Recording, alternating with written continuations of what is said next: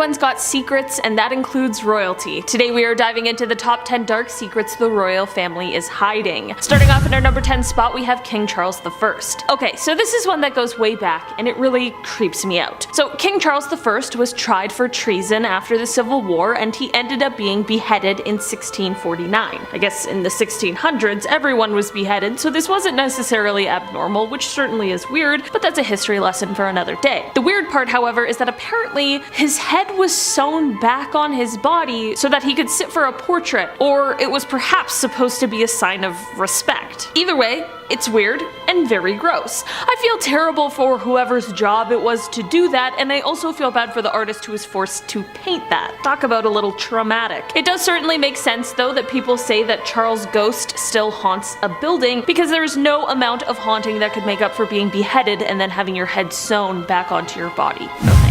In our number 9 spot today, we have the Kensington system. Queen Victoria's reign began in 1837 and it lasted up until her death in 1901. She was just 18 years old when she found herself on the throne, and it was all by chance, as she was actually 5th in line when she was born. This is all stressful enough, but certainly one of the worst parts of her upbringing was being brought up under the Kensington system. This means that her mother, Duchess Victoria of Kent, who created this system in order to control her daughter, literally just isolated her away from all of her friends and even from other family members, and apparently this was done to keep her quote-unquote pure. The Duchess would monitor her every move. She would decide who she could see and who she could speak to. Victoria only had 2 friends she could play with growing up, one being her half-sister and the other being her mother's attendant, Sir John Conroy. Victoria was even forced to share a room with her mother, and until she was the queen, she couldn't even walk down the hall by herself. In the end, Victoria placed a lot of blame on John Conroy for manipulating her mother. She even called him the demon incarnate.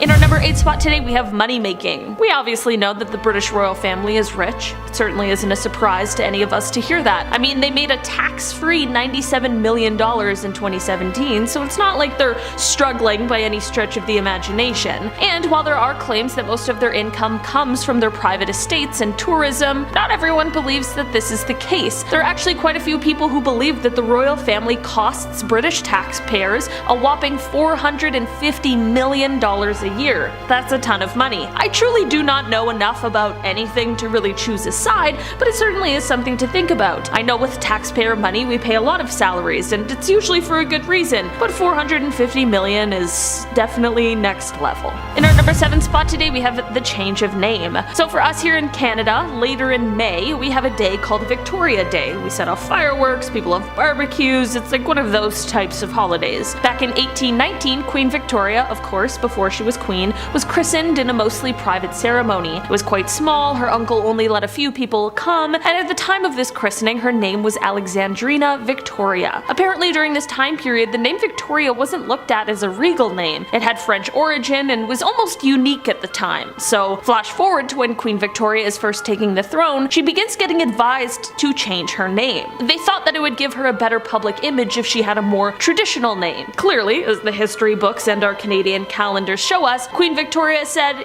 yeah, no thanks, I'm not gonna do that. In our number 6 spot today, we have the controversial history. The British royal family has quite a history of being perhaps less inclusive of others than would normally be accepted. There is actually quite an extensive history of racism in the royal family, and as we now know, especially after that Oprah interview last year, things haven't necessarily recently changed either. There have been certain gestures or small remarks made here and there that have definitely been a little out of touch, I'll call it. And unfortunately, Meghan Markle, being a biracial person, had to experience a lot of it firsthand. I mean, just to give a few examples, Prince Philip did ask Indigenous Australians if they still throw spears at each other, okay? And once, Princess Michael of Kent tried to apologize after being called out for saying something racist, and this is what she said, quote, "To call me racist, it's a knife through the heart because I really love these people. I even pretended years ago to be an African, a half-caste African, but because of my light eyes I did not get away with it, but I dyed my hair black." Okay, there is so much to unpack in that one sentence alone, but I have an extremely strong feeling that this apology probably wasn't well received, especially considering it lacked the whole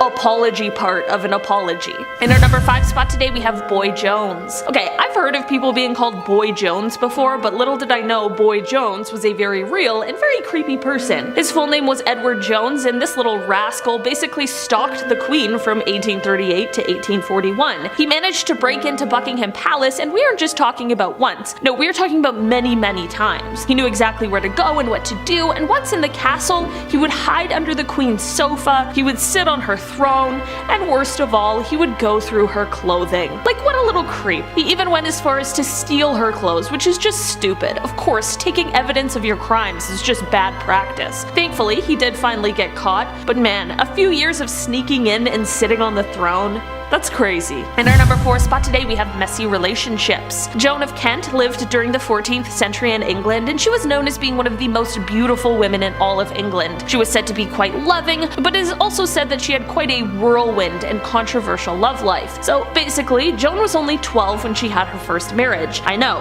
horrifying now, but as was the practice at the time. She married a knight named Tom Holland, but when Tom went to war, Joan was approached by another man, the son of the Earl of Salisbury, who asked for her hand in marriage. Despite the whole Tom situation, she said yes, because at this time there was no way for anyone to know who would be coming back from battle, and she just assumed that Tom had died. It was of course quite the shock to everyone when Tom ended up returning, very much alive, to find out about all of this. A legal battle followed, which Tom ended up winning, and him and Joan went on to raise 4 children. After Tom's passing, however, Joan would go on to marry again, to the dismay of many people. This time she would marry the son of King Edward III, and she went on to become the first Princess of Wales. In our number 3 spot today, we have royal affairs. There have been many, many rumors over the years about the British royal family and their extramarital affairs, and I'm saying that this goes way back. So far back that one of the first accusations of this within the royal family dates all the way back to King Henry VIII and Anne Boleyn. Since then, it has only continued with people such as Princess Margaret and Peter Townsend, Princess Anne and Commander Timothy Lawrence, and of course, Prince Charles and Camilla Parker Bowles, just to name a few. The latter of those definitely being the most famous, especially when Prince Charles was confronted about it by his wife at the time, the beloved Princess Diana. Apparently, Charles responded to the confrontation by saying, quote,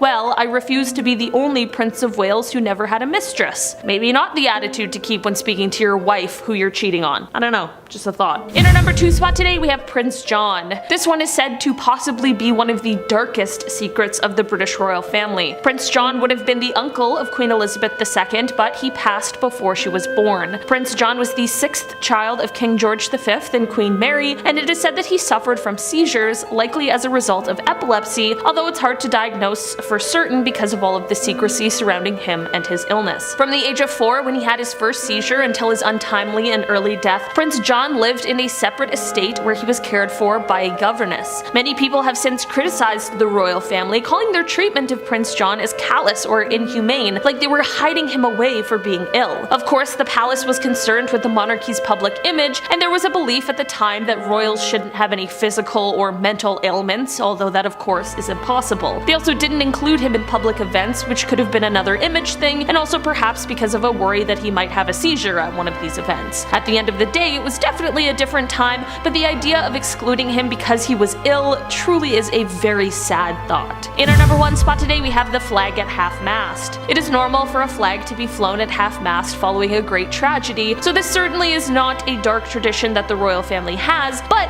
it's the time that they did not do this that is dark that I want to talk about today. After Princess Diana's death, people everywhere began mourning the loss, especially considering how young she was and how it all happened so quickly and unexpectedly. But the crazy thing, or I guess when you really think about it, the potentially sinister thing about it, is that the royal family just continued on as if nothing happened. Of course, business still needs to be conducted at times despite grief, but for many of them, there simply was no grief. The flag at Kensington Palace wasn't lowered to half-mast until the people complained about it, because they obviously felt like it was a slight to the princess. There were no public statements made until a day before her funeral, and there were many, many people who believed that if no one spoke up about this, that there may have never been any action taken by the family at all. Alright guys, that has been our list for today. Thanks so much for checking it out. I've been your host today, Olivia Kozlowski, and I will see you again next time. Goodbye!